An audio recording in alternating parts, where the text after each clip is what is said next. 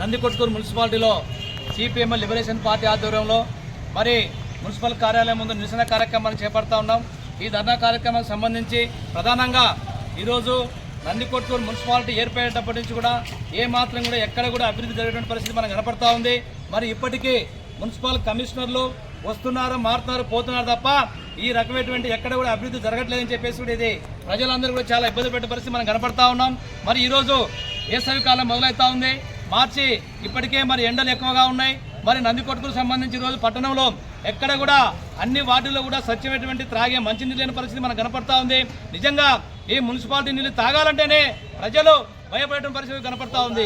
మరి మొత్తం కూడా ప్రైవేటు వ్యాపారస్తుల దగ్గర బిందె 10 రూపాయలు 15 రూపాయలు కొనుక్కొని తాగే పరిస్థితి మనకు కనపడతా ఉంది।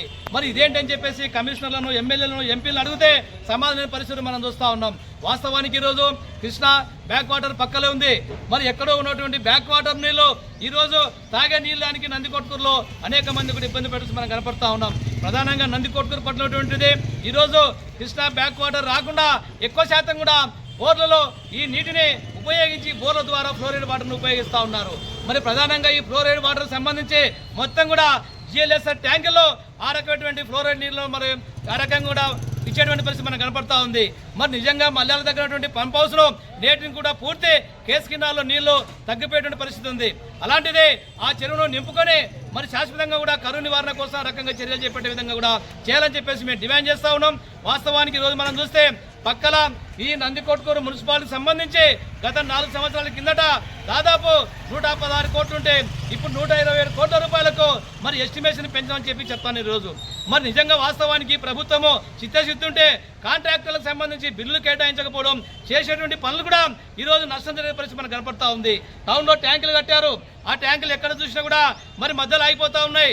అంటే దీనికి మరి బిల్లులు శాంక్షన్ అవుతున్నాయి, రాష్ట్ర ప్రభుత్వం విడుదల చేసి చెప్తా ఉన్నారు। ఇట్లా 4 ఏళ్ళు అవుతా ఉంది। అందుకొరకే సిపిఎం లిబరేషన్ పార్టీగా మేము డిమాండ్ చేస్తూ ఉన్నాం, తక్షణమే అలగనూరు రిజర్వాయర్కు సంబంధించి 125 కోట్ల రూపాయలు మరి మంజూరు చేసామని చెప్తున్నారు।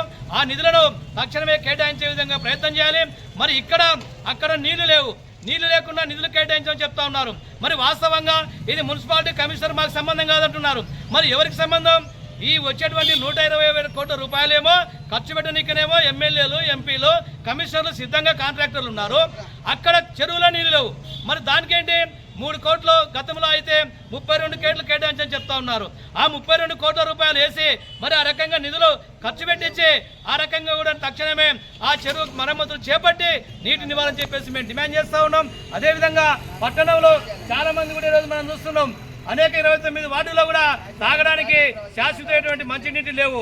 అందుకొరకే ఈరోజు మేము ప్రభుత్వాన్ని, కమిషనర్ గారిని మేము డిమాండ్ చేస్తూ ఉన్నాం, ఎమ్మెల్యే గారిని కోరుతున్నాం, ఎంపీ గారిని కూడా అడుగుతా ఉన్నాం। రాబోయేటువంటిది వేసవి కాలం ఉంది, ఈ వేసవి కాలంలో శాశ్వతంగా కూడా నీళ్ళు అందించాలని చెప్పేసి మరి ఆ రకంగా కూడా మేము డిమాండ్ చేస్తాం। అదేవిధంగా పబ్లిక్ సంబంధించి రోజు మనం చూస్తున్నాం, పబ్లిక్ సంబంధించి రోజు బయట ఎక్కడ చూసినా కూడా పబ్లిక్ లో మరి టాయిలెట్స్ లేని పరిస్థితి మనం గమనిస్తా ఉన్నాం।